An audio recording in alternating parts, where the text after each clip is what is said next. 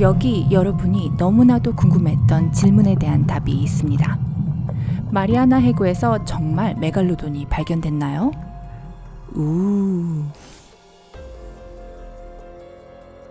메갈로돈 목격에 대한 보고는 많은 웹사이트에서 찾을 수 있습니다.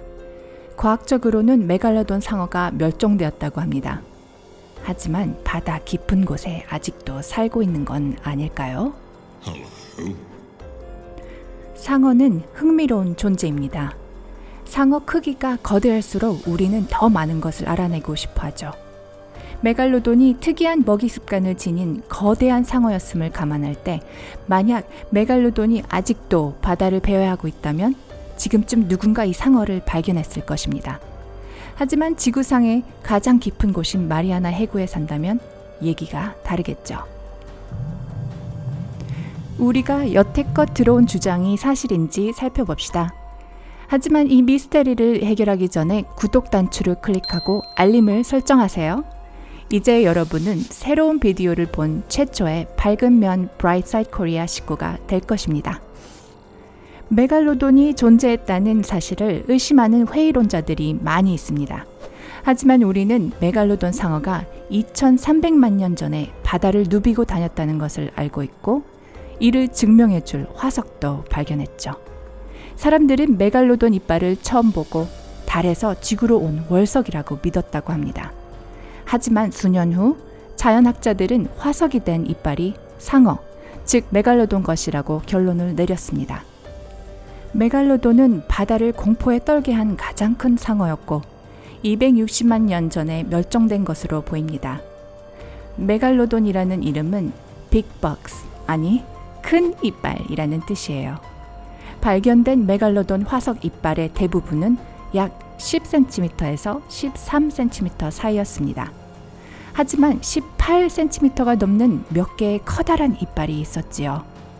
메갈로돈의 교합력이 티라노사우루스 렉스보다 더 강력하다는 것을 알고 계신가요?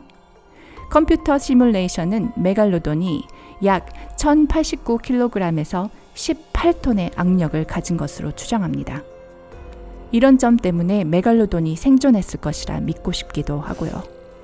하지만 왜 우리는 메갈로돈이 여전히 살아있다고 생각할까요? 전에도 그런 경우가 있었나요? 답은 그렇다입니다. 대왕 오징어는 신화적인 생명체로 멸종된 것으로 생각되었죠.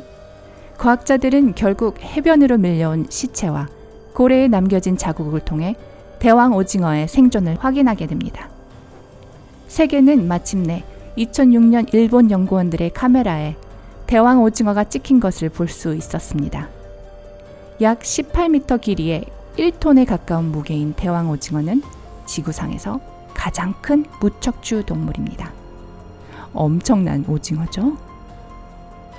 이처럼 만약 대왕 오징어가 인간의 눈을 피해 수백 년 동안 숨어 있었다면 메갈로돈은 그럴 수 없다고 누가 말할 수 있을까요? 메갈로돈이 여전히 살아있을 수 있는지 알아내려면 두 가지 중요한 요소를 생각해 보아야 합니다. 먼저 메갈로돈의 크기를 살펴봅시다. 메갈로돈의 악력이 티라노사우루스 렉스보다 더 강하다고 한 걸 기억하시죠? 우리는 티라노사우루스 렉스를 거대한 동물로 생각하는 경향이 있지만 만약 메갈로돈 옆에 티렉스를 두면 메갈로돈이 실제로 얼마나 큰지 알게 되실 거예요. 메갈로돈은 약 18m 길이까지 자랄 수 있습니다.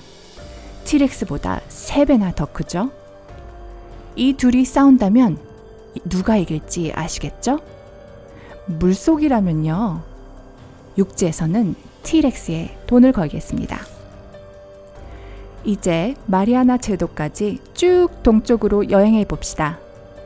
만약 조금 더 멀리 태평양까지 나가다 보면 마리아나 해구를 찾을 수 있습니다. 바다의 가장 깊은 부분이자 지구에서 가장 낮은 곳이죠. 마리아나 해구는 거의 깊이가 약 11km, 길이가 2414km 이상, 너비가 69km에 달합니다. 깊이를 비교해 보자면 만약 에베레스트 산을 마리아나 해구에 넣으면 꼭대기만 드러날 것입니다. 길이를 보면 2414km 안에는 플로리다주에서 매사추세츠 주 사이에 있는 모든 주가 들어갈 수 있어요. 또한 2414km는 스페인 마드리드에서 덴마크 코펜하겐 사이의 거리이기도 합니다. 마리아나 해구의 크기를 고려할 때 메갈로돈이 사람들이 모르게 그곳에서 살 수 있다고 생각하나요? 우리는 그렇다고 확신합니다. 고려해야 할 다른 요소들도 있습니다. 마리아나 해구의 생존 조건을 탐구해 봅시다. 생명체가 그곳에 존재할 수 있을까요? 우리는 마리아나 해구가 평방인치당 최대 8톤의 수압이 존재하는 항상 어두운 곳이라는 것을 알고 있습니다. 해저에는 화씨 572도의 황사수소와 다른 미네랄을 방출하는 분출구가 있지요.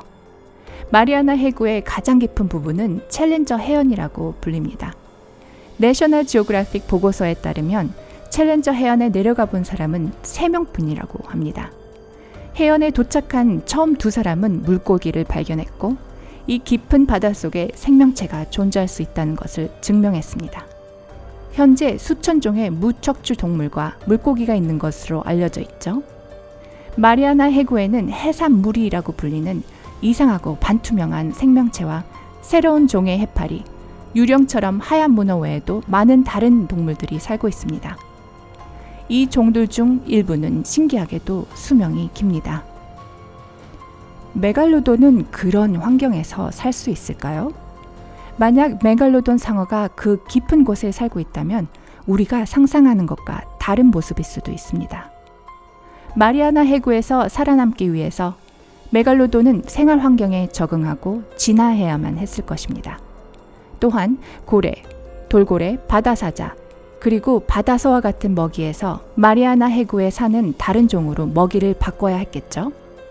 마리아나에서 하루 약 1134kg의 먹이를 찾아 먹을 수 있었기를 바랍니다. 메갈로돈이 마리아나 해구에서 진화한다면 수명이 수백 년의 반투명 생물체를 먹고 사는 거대한 발광상어라고 상상하기 쉽습니다. 하지만 그냥 추측일 뿐이죠. 1995년 영화감독 제임스 카메런은 샘플을 수집하고 블록버스터 영화가 될 장면을 녹화하기 위해 타이타닉호의 잔해로 유인 잠수정 12대를 보냈습니다. 수중 탐사에 익숙한 그는 2012년 마리아나 해구의 챌린저 해연에 닿은 3명 중 1명이 되었죠.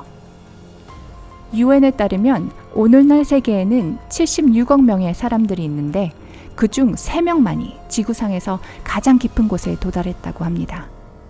사실 연구가 충분하지 않아서 마리아나 해구 깊은 곳에 무엇이 있는지 아는 것은 불가능합니다. 제임스 카메론과 그의 팀에게 메갈로돈 꼬리가 획 지나가는 것을 보았는지 물어볼 수도 있겠지요. 마리아나 해구의 메갈로돈에 대한 소식을 계속 듣더라도 그 보고가 사실인지 알아보기 위해 그곳으로 가진 마세요. 마리아나 해구는 이제 미국의 보호구역이며 연구 요청은 미국 어류 및 야생동물국가 미크로네시아 연방공화국을 통과해야 합니다. 마리아나 해구에 살고 있는 메갈로돈에 대한 보도가 진짜이든 아니든 그것이 진짜라고 믿고 싶어하는 많은 사람들이 있습니다. 여러분은 메갈로돈이 여전히 살아있을 수 있다고 생각하나요? 만약 마리아나 해구에서 진화했다면 지금 어떤 모습일까요?